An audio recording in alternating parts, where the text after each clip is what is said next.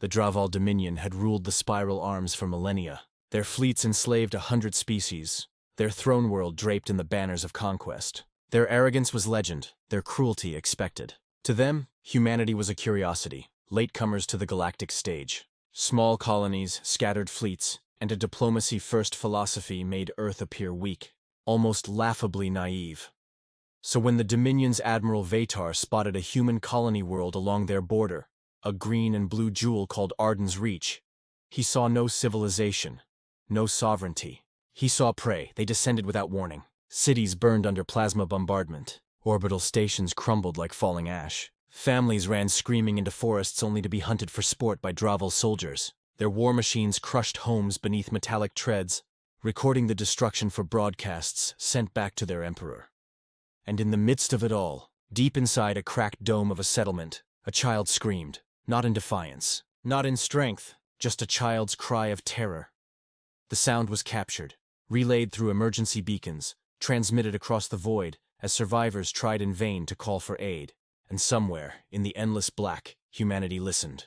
One child's cry became a wound, a scar, and then an oath. The Dominion's arrogance, the Dominion reveled in their act. Their emperor declared the colony's destruction a lesson. See how fragile the Terrans are. They bleed, they scatter, they cannot protect their spawn. In grand halls of the Draval capital, nobles laughed over feasts as hollows of burning human settlements played in the background. Soldiers returned with trophies, helmets of fallen colonists, recordings of terrified survivors, cages filled with those too broken to resist. They mocked humanity in council chambers. They labeled Earth the species of tears, too soft to endure war, too civilized to dare retaliation. To the Draval, the child's cry was music, proof that their dominion was eternal. Across the galaxy, lesser species cowered. If humanity could not resist, who could? The Draval's arrogance echoed louder than the screams of the dying, but arrogance is always blind.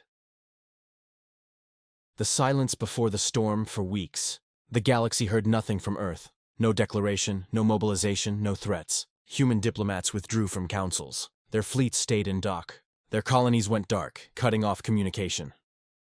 The Draval interpreted this as surrender. See, they sneered. The Terrans bow before power. But silence is not surrender. Silence is patience. Silence is breath drawn deep before the scream. Within the fortified bastions of Sol, a decision was made. Humanity would not seek reparation. They would not sue for peace. They would answer the cry of Arden's Reach, not with words, but with fire. And the galaxy felt the shift. Supply routes from Earth grew quiet. Trade convoys vanished.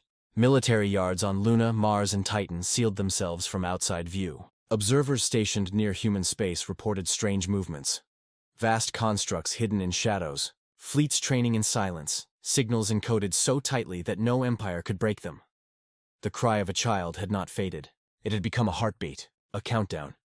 The first shadow falls, the Draval realized something was wrong when outposts along the border went silent. Small stations at first, refueling platforms, picket ships, listening posts. They vanished without transmitting distress. Patrols sent to investigate simply never returned. Then came the wreckage. Burnt husks of Draval cruisers floated into neutral sectors, hulls torn open, crews missing. The bodies that were found bore strange wounds. Incisions too precise.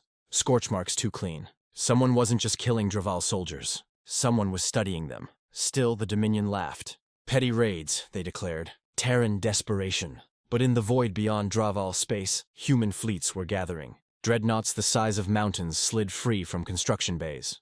Armadas of steel and plasma aligned into formation, each vessel painted black with streaks of silver, the colors of mourning. And then, across every galactic channel, a single message pulsed. Calm, cold, and final, Arden's Reach was heard. Humanity answers. The sky blackens the Dominion expected reprisal. Perhaps a border skirmish, perhaps sabotage. They did not expect an entire star system to vanish. When human fleets arrived, they did not ask for surrender. They did not issue ultimatums.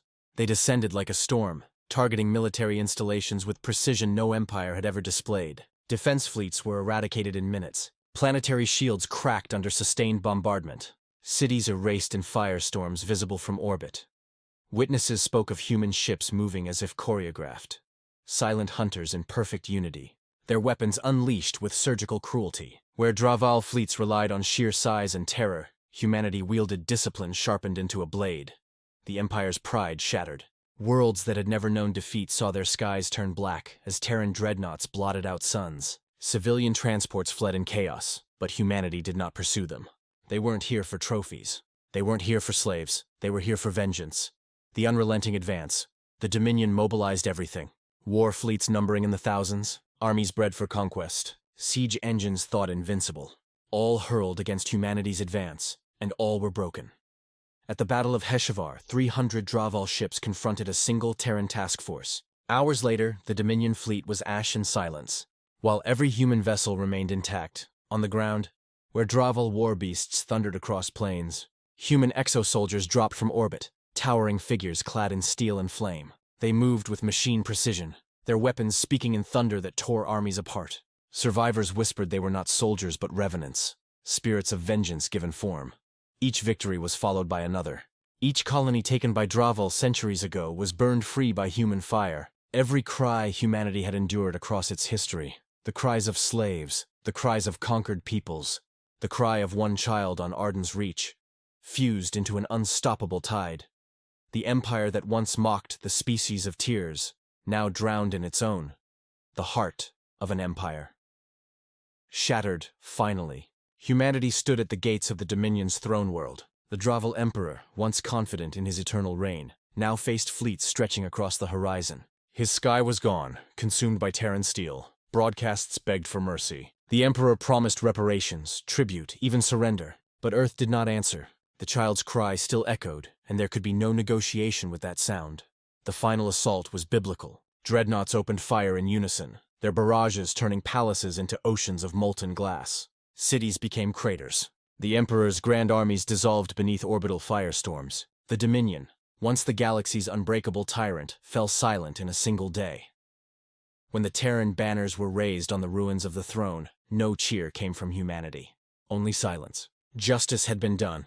Nothing more, nothing less. The aftermath. Whispers in the dark, the galaxy trembled.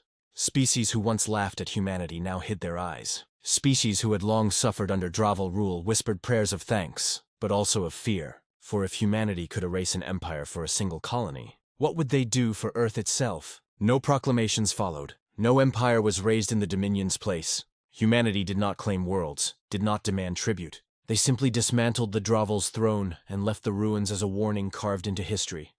On every starport, in every council chamber, in every whispered corner of the galaxy, one phrase lingered: never provoke Earth again. Because the galaxy had learned the truth. Humanity's patience was vast, their silence unbroken for decades, centuries even. But when broken, when even one innocent cry pierced the void, human vengeance was infinite, and infinite vengeance is something no empire can survive. Epilogue. The cry that echoed forever. Records of Arden's reach still exist. Among the ruins, black box beacons transmit endlessly into the void, and within those transmissions, there is one sound above all others: the cry of a human child. A cry that shattered an empire. A cry that taught the galaxy fear. A cry that became humanity's anthem of vengeance. And though the Dominion is dust, that sound remains, drifting forever through the stars. A reminder carved not in stone, but in fire. One child's cry was all it took to shake the foundations of an empire. And if provoked again, humanity would make the stars themselves tremble.